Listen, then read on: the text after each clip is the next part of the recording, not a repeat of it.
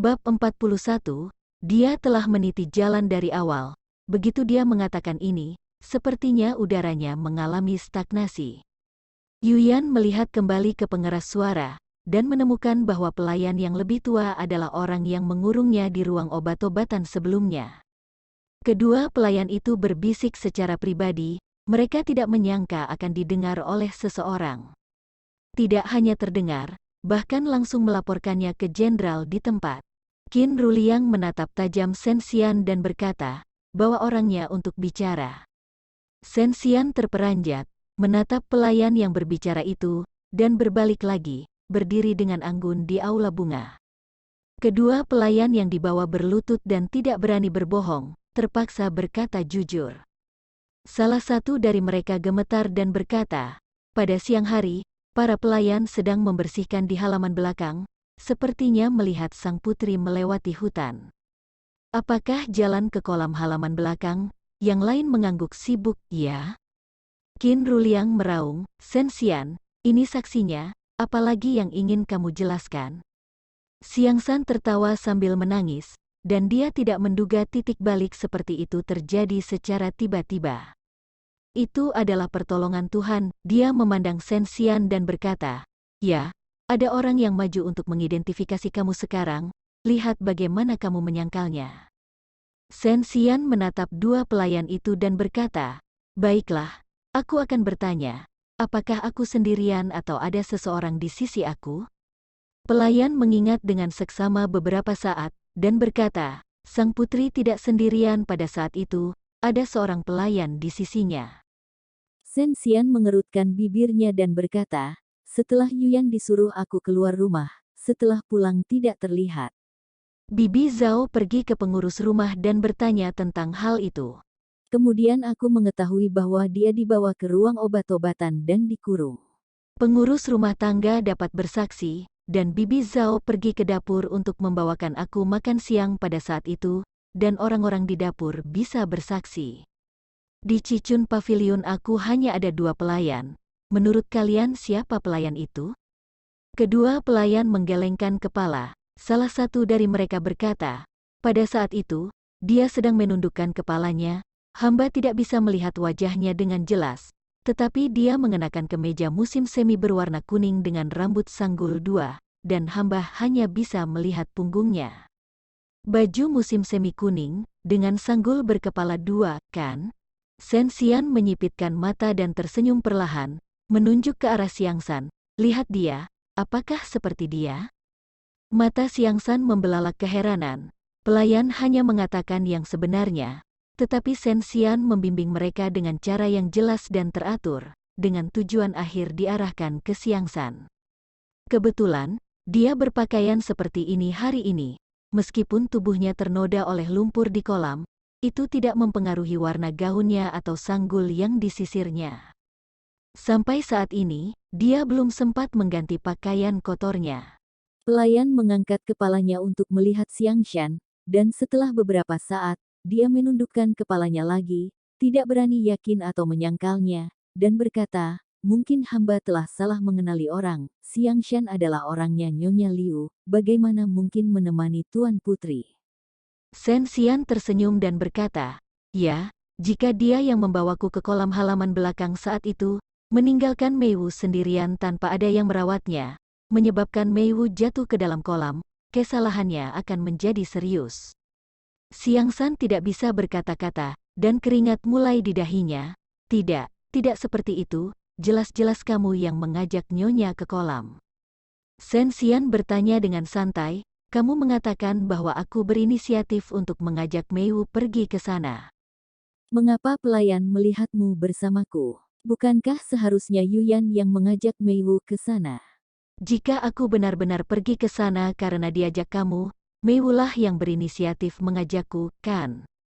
Kamu bilang Mei Wu ingin rukun denganku, kenapa memilih tempat seperti itu? Bukankah biasanya dia suka tinggal di pavilion? Jangan-jangan dari awal sudah merencanakan untuk terpeleset dan jatuh, menggunakan trik ini agar Jenderal Bokin bersimpati, sehingga aku ditekan? Xiangsan kehilangan akal sehatnya. Setelah beberapa saat, dia melihat ke arah Qin Ruliang, lalu kedua pelayan yang menjadi saksi.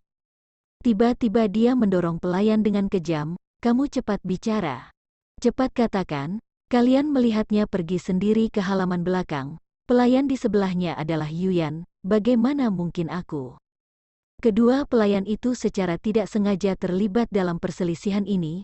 Mereka menggelengkan kepala satu demi satu, berkata, "Mungkin kamu salah mengenali orang, Jenderal."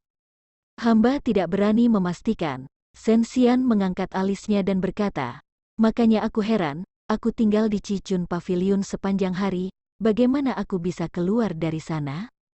Ternyata kalian telah salah mengenali orang." Xiangsan sangat marah, "Kamu." Sensian berjalan ke tengah aula bunga, menoleh untuk melihat Xiangsan dan berkata dengan suara keras, "Kamu pelayan jahat, tidak hanya tidak menjaga Meiwu dengan teliti, bahkan sebaliknya, kamu memiliki niat untuk menjebak dan mencelakai orang, dosa besar." Dia bernada dingin dan tidak bisa dibantah, kemudian berkata, "Jenderal Qin, semuanya pasti sudah terungkap sekarang. Pelayan ini penuh kebohongan, bukankah seharusnya menggunakan hukum keluarga?" Dari awal hingga akhir, wanita itu tidak terburu-buru. Tidak peduli bagaimana Xiangsan menuduhnya, dia bisa menemukan jalan keluar. Qin Ruliang duduk di kursi utama dengan wajah muram dan tidak berbicara lama. Meskipun Xiangsan salah, dia telah mendengarkan Sensian berbicara begitu lama, dan Sensian menyabarkan dengan logis, nyambung dan jelas, dan setiap kalimat tidak ada kesalahan. Semakin dia melakukan ini, semakin dirinya tidak mempercayainya bahwa masalah ini tidak ada hubungannya dengan Sensian. Kemudian, sebelum dia berbicara, Sensian dari tertuduh menjadi pendakwa, dan berkata kepada pengurus rumah tangga di luar, pertama-tama seret dia keluar, dan hukum dia pukulan 30 papan sesuai aturan keluarga. Semua orang mengira bahwa kali ini habislah Sensian, tidak menyangka masalahnya malah berbalik, mereka semua masih bengong untuk sementara waktu. Yuyan dan Bibi Zhao bahkan lebih terpana. Sebelumnya, mereka juga memeras keringat dingin untuk majikan mereka, sekarang sepertinya tidak perlu. Ternyata Sensian tidak sesantai kelihatannya, setiap kali dia melakukan sesuatu, dia telah memikirkan jalan keluar. Kepala pelayan bereaksi dan melihat bahwa Qin Ruliang tidak menghentikannya, jadi dia memanggil dua pelayan untuk menyeret Xiangsan keluar dari aula bunga. Tepat di luar aula bunga, bersiap untuk dihukum pukulan papan. Xiangsan terus berjuang dan berteriak, "Jenderal, Jenderal, kamu harus percaya pada hamba." Hamba benar-benar difitnah. Qin Ruliang akhirnya beraksi, bangkit dari kursi dan berjalan menuju Sensian selangkah demi selangkah. Langkahnya yang mantap seperti menginjak ujung hati seseorang, yang membuat orang sedikit gemetar. Sensian sombong, bahkan jika Qin Ruliang berdiri di depannya, ada tekanan dari sosoknya, dan tatapan dinginnya yang muak bagaikan ingin menusuk-nusuk dirinya. Namun dia tidak takut sama sekali, menegakkan tubuhnya, tidak panik. Qin Ruliang menatapnya dengan saksama, tidak melepaskan sedikit pun perubahan ekspresi di wajahnya, dan berkata, "Aku akan bertanya lagi, Meiwu jatuh ke kolam, apakah kamu yang melakukannya?" Sensian mengangkat alisnya dan berkata, "Kebetulan sekali aku benar-benar tidak pernah mendorongnya. Apakah menurut kamu aku sangat santai untuk berurusan dengan ayam dan anjing?" Qin Ruliang mendengar ini dan segera mengangkat tangannya untuk mengipasi wajahnya. Dia tidak mengelak, dia bersuara lagi, "Aku menyarankan Jenderal Qin, kelak jangan bertanya terlalu banyak ucapan yang omong kosong. Kamu memutuskan bahwa kamu tidak akan percaya sepatah kata pun, jadi mengapa membuang-buang air luar kamu? Meiwu jatuh ke kolam, kamu hanya tidak sabar untuk menemukan kambing hitam untuk pelampiasan kamu." Telapak tangannya berhenti di sisi wajah Sensian. Bab 42, niat membunuh di matanya. Sensian tersenyum dan melirik para pelayan di dalam dan di luar aula bunga, dan berkata, "Kamu ingin memukuliku di depan semua orang, biarpun Tuan Putri tidak memperdulikan gengsi, keluarga kerajaan masih peduli dengan gengsi." Qin Ruliang, aku sangat pendendam. Jika kamu memukul 1 kali hari ini, aku akan menagihnya 10 kali, tidak masalah dibayar kamu atau Meiwu. Telapak tangan Qin Ruliang perlahan mengepal. Di pagi hari, Apa yang dikatakan kaisar kepadanya di ruang belajar kekaisaran masih ada di telinganya. Pada akhirnya, Qin Ruliang menarik tangannya dan meletakkan lengan di punggung. Dia tertawa dengan marah, "Aku tidak akan memukulmu tanpa alasan, tapi kamu harus dihukum jika melakukan sesuatu yang salah." Pangeran yang melanggar hukum sama berdosa seperti rakyat. Meskipun kamu seorang putri, kamu juga nyonya jenderal, dan kamu harus menjadi teladan di depan semua pelayan rumah jenderal. Setelah jeda sebentar, Qin Ruliang melirik Xiang San yang akan dihukum dengan tanpa ekspresi, lalu memandang Shen Xian dengan muak, dan berkata, "Aku sudah lama mendengar kamu berdebat dengan Xiang San. Xiang San tidak bisa membuktikan bahwa kamu yang mendorong Meiwu ke kolam, dan kamu juga tidak dapat membuktikan bahwa kamu tidak bersalah. Dalam hal ini, demi keadilan, Xiang San akan dihukum, dan kamu harus dihukum agar adil." Sambil berkata, Qin Ruliang memandang pengurus rumah tangga dengan dingin, dan berkata, "Tarik Tuan Putri keluar juga, hukuman 30 papan." Xiang San tidak peduli dengan situasi gentingnya sendiri. Mendengar perkataan Qin Ruliang, dia langsung tertawa dan berkata dengan ganas, "Jenderal bijaksana. Karena hamba dan Tuan Putri tidak dapat membuktikannya, hamba bersedia menerima 30 pukulan dengan ditemani oleh sang putri." Hahaha, dia tahu bahwa sang jenderal pasti tidak akan mengampuni wanita jalang ini. Jika dia kehilangan separuh nyawa hari ini, wanita jalang ini tidak akan jauh lebih baik. Begitu dipukul 30 papan, mungkinkah janin pelacur itu bisa bertahan hidup?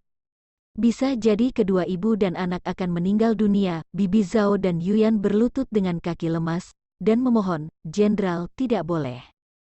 Tuan Putri telah hamil 5 bulan, bagaimana bisa dipukul?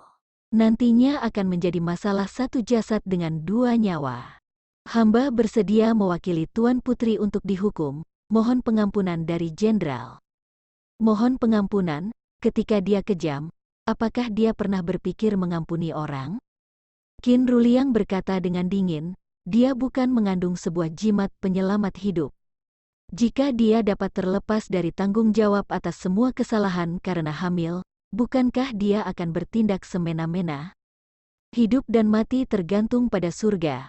Hari ini, jika janinnya tidak selamat, itu juga karena dia telah melakukan terlalu banyak dosa, tidak bisa menyalahkan orang lain. Untuk waktu yang lama, ketidakpedulian dan rasa muak sang jenderal pada sang putri akhirnya telah ditunjukkan secara menyeluruh kepada semua bawahan di rumah jenderal hari ini. Wajah besi Qin Ruliang kejam dan dingin, bahkan anaknya pun rela membunuh. Biar bagaimanapun itu juga adalah satu nyawa. Kepala pelayan memaksakan diri melangkah maju, "Jenderal, tubuh putri tidak dapat menanggung kekerasan seperti itu. Jika janin meninggal dalam rahim, nyawa putri juga terancam. Hamba memohon kepada jenderal, jika 30 papan ini harus dihukum, mari kita tunggu sampai putri melahirkan anak." Qin Ruliang berkata, mereka yang memohon pengampunan lagi akan dihukum bersama.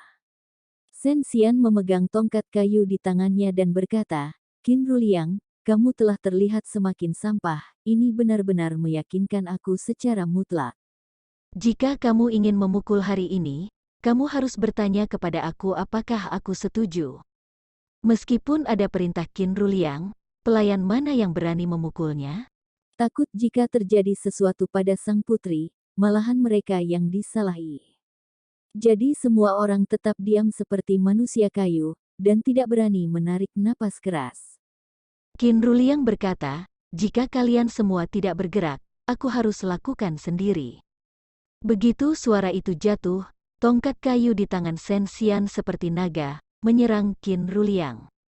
Qin Ruliang menangkis dengan tangan kosong, meskipun dia tahu bahwa Shen Xian bisa kungfu, namun tidak menyangka dia begitu gesit, memukul lengan Qin Ruliang dengan kuat satu demi satu pukulan. Shen Xian memiliki beban di perutnya, nafasnya tidak lancar, dan segera dia kehabisan kekuatan fisiknya. Jika tidak, dia bisa menjatuhkan beberapa tongkat lagi di lengan Qin Ruliang. Kulit Qin Ruliang berwarna hijau, meskipun dia tidak mengeluh sakit, tetapi Shen Xian menggunakan banyak kekuatan, Kecuali dia berkulit tembaga dan bertulang besi, tidak mungkin untuk tidak merasakan sakit. Pada akhirnya, Shen Xian dikalahkan dan Qin Ruliang merebut tongkat itu dengan satu tangan. Mata Shen Xian menunjukkan ekspresi ganas, tidak berhenti menyerang. Detik berikutnya dia mengeluarkan belati kecil dari lengan bajunya dan menusuknya. Pada saat itu, Qin Ruliang melihat niat membunuh di matanya dan hatinya membeku. Keberanian itu pasti tidak akan kalah dari pria manapun. Meskipun dia terbiasa bertarung di medan perang dan melihat pembunuhan, dia terpaksa memandangnya secara berbeda. Qin Ruliang menyaksikan pisau tajam menusuknya, dan dia mencondongkan tubuh ke depan sejenak dan memegang pergelangan tangannya dengan lancar. Shen Xian dengan cepat mengaitkan tangannya dan memotong pergelangan tangan Qin Ruliang sebagai gantinya. Qin Ruliang dengan cepat melepaskannya, menyebabkan Shen Xian memotong lengan bajunya. Orang-orang di luar aula bunga semua tercengang. Qin Ruliang kehilangan semua kesabaran, gerakan tangannya dipercepat, dan kekuatannya kuat, dan akhirnya dia meraih lengan Shen Xian dengan satu tangan, dan berbalik menahan dia di dadanya. Dia memegang tangan Shen Xian yang memegang belati itu ditekan dengan erat ke leher putih Shen Xian. Punggung Shen Xian menempel di dadanya, terengah-engah. Selama dia bergerak, belati itu bisa memotong lehernya dalam sekejap. Qin Ruliang sedikit mencondongkan tubuh ke depan, dengan kepala di sisi telinganya, dan nafas dingin menyemprot di telinganya, dan berkata dengan dingin, "Ingin membunuhku? Itu tergantung apakah kamu memiliki kemampuan itu." Setelah beberapa gerakan singkat, Qin Ruliang terpancing untuk bertarung, tetapi dia adalah wanita yang paling dia benci. Matanya tertuju pada telinga Shen Xian, dan untuk pertama kalinya dia menemukan bahwa telinganya kecil dan indah, dengan beberapa helai rambut yang pas, dan telinganya tidak memakai anting, meninggalkan lubang telinga yang tidak mencolok. Dia melihat wajah Shen Xian lagi, bekas luka di wajahnya sepertinya telah dilihat untuk waktu yang lama hingga menjadi terbiasa, tidak membuatnya muak seperti awalnya. Dia masih sangat membencinya. Qin Ruliang tahu bahwa dengan temperamen Shen Xian, sangat tidak mungkin membiarkan dia melakukan 30 pukulan besar dengan sia-sia. Tapi Mei Wu masih terbaring terluka di tempat tidur. Bagaimana dia bisa mengampuni Shen Xian? Dia harus menghukumnya sendiri. Kali ini Shen Xian adalah yang bertindak duluan. Bahkan jika Kaisar menyalahkannya, dia memiliki alasan.